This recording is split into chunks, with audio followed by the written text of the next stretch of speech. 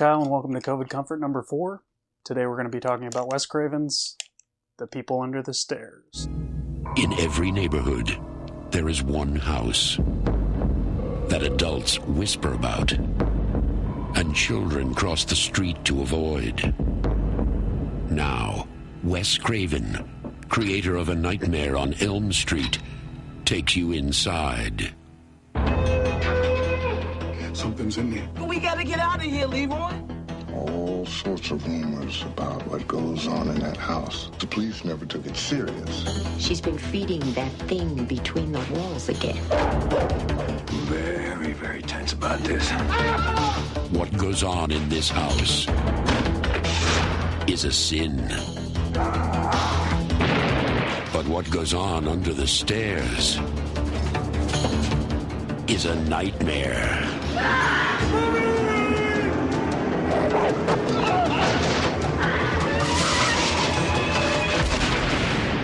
Wes Craven's The People Under the Stairs.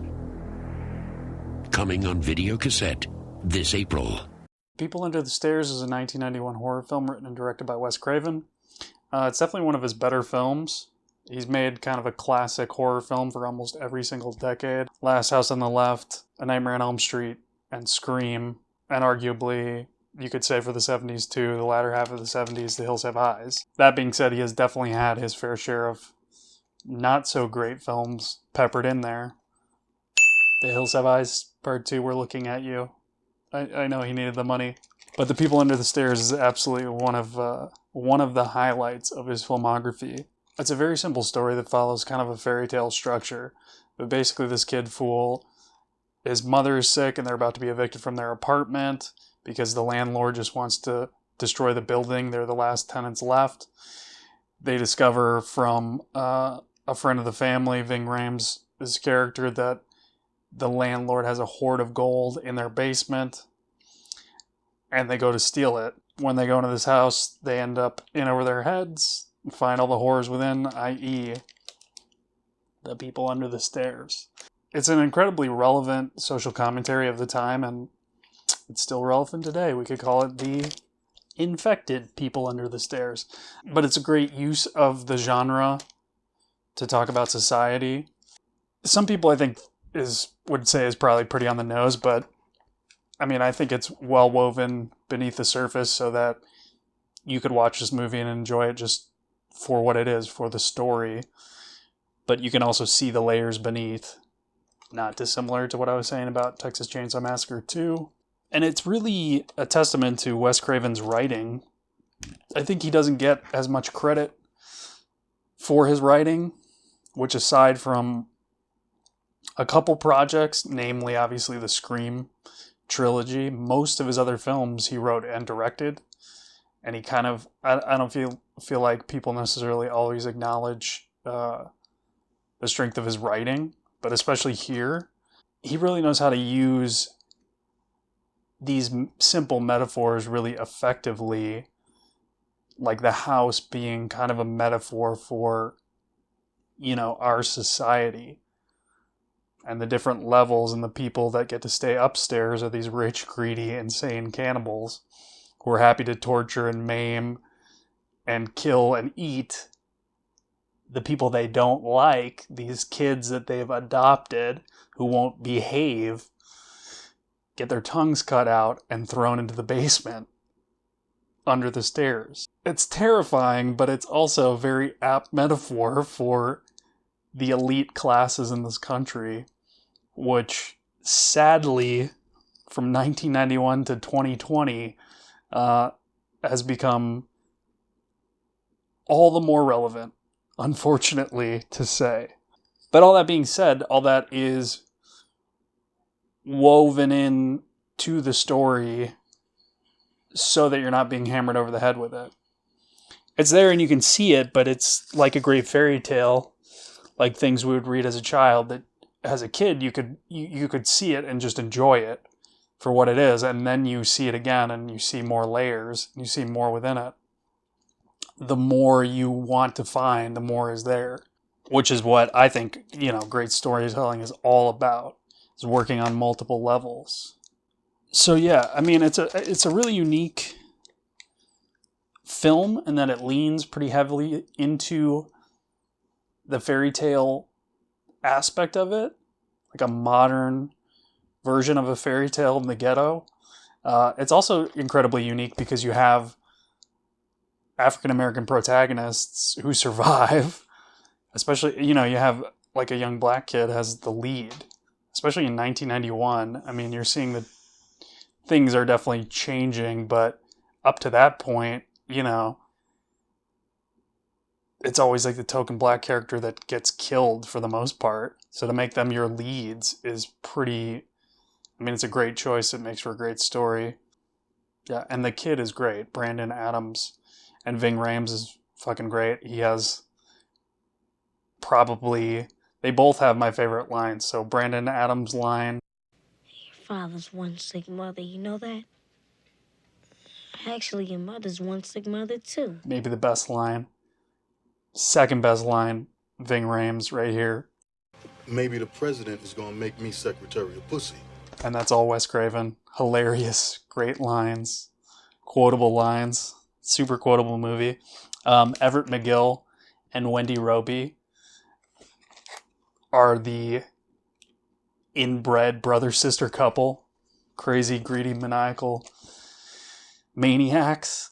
Yeah, they're just amazing. And the people under the stairs themselves in the makeup, they look almost like zombies to an extent, extremely pale and terrifying looking and no tongue, so they make these really weird noises. They are fucking terrifying. They're specifically what I remember when I was a kid. I was afraid to watch this movie because you would get the moment of any part where you got to the actual people under the stairs. I was out of there. I was done. I was terrified. And I don't even know if I ever finished the movie as a kid, to be honest, because you would start to get to that point. And that's where Wes Craven uses one of the great kind of horror tropes and makes it work.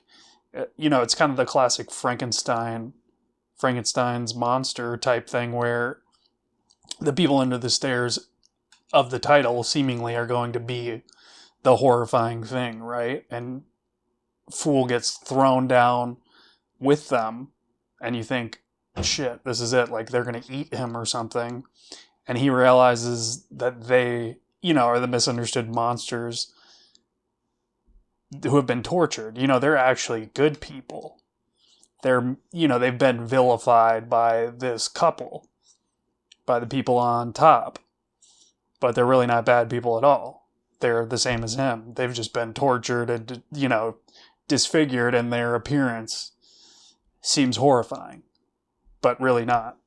Again, the writing is so well done in terms of stepping into this house, this other world, and being able to use that simple, contained environment to let the story play out, and not feel stagey or small on any level. It's a totally satisfying story that feels like it could go anywhere, but kind of working it into the whatever budget they had. I don't think it was an incredibly low budget film, but obviously it's taking place almost entirely in this one house.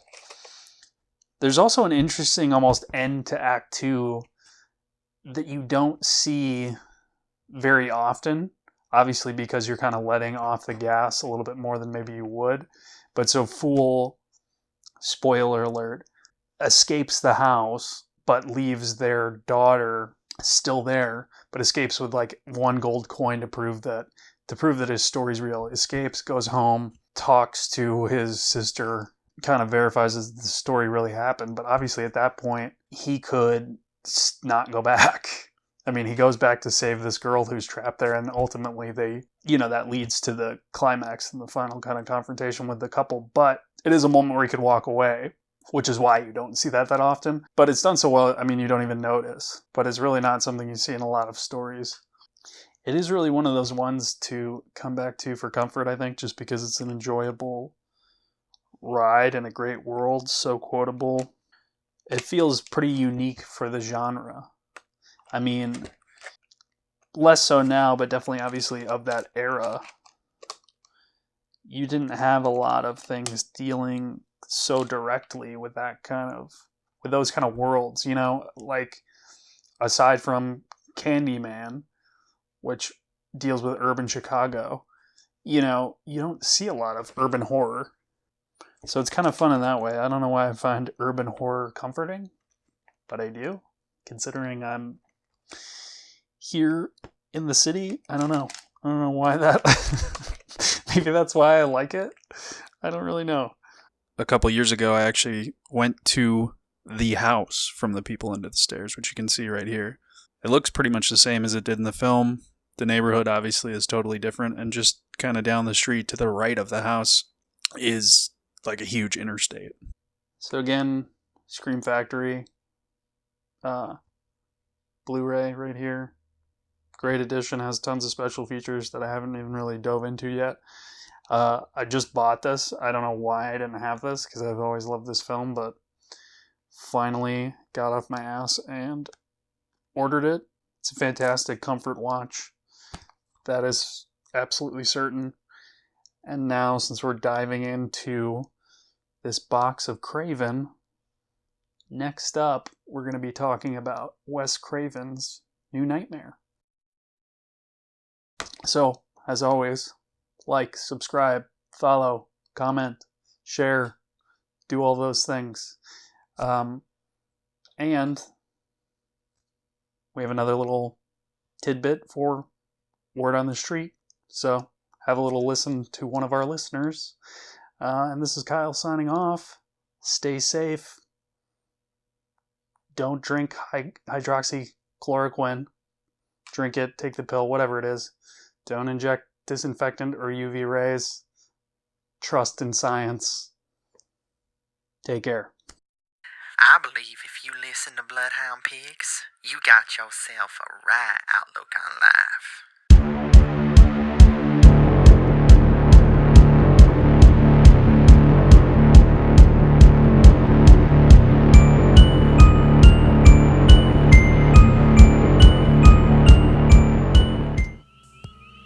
Bloodhound Pix podcast is produced by Josh Lee, Craig Dram, and Kyle Hintz. Music by Raymond Seed. Audio editing by Kyle Hintz.